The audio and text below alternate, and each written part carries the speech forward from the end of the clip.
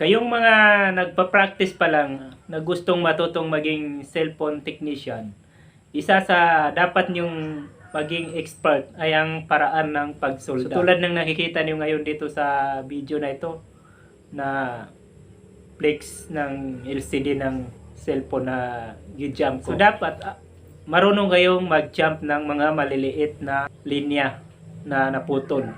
So, itong cellphone na ito mga guys ay Nokia Android na water damage yung flex ng kanyang LCD.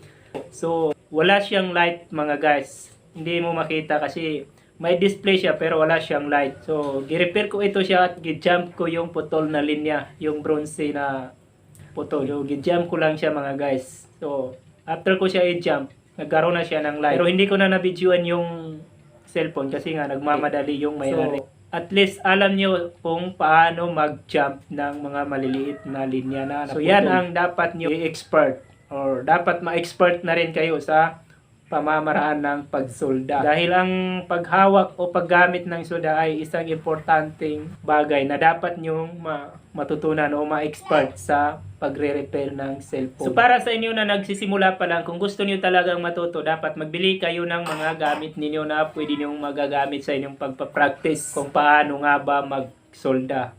So dapat ma-expert talaga kayo sa pagsolda para matuto kayo ng paraan ng pagsolda. So kung interesado kayong matuto, dapat magtiwala kayo sa sarili nyo na kaya niyong gawin kung ano yung kaya ng iba. Huwag lang yung imposible.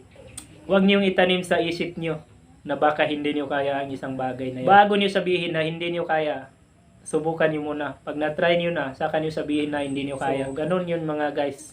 Dapat bago ka magsalita ng hindi mo kaya, ay na-try mo na siya. Nasubukan mo muna. Pero try and try lang mga guys. Hindi yung na-try mo ng isang beses tapos susuko ka na agad. Dapat paulit-ulit mong i-try bago mo sabihin na hindi mo kaya. Baka sa next trying mo ay pwede mo nang makuha or madala yung bagay na gusto mong matutunan. So maraming salamat mga guys.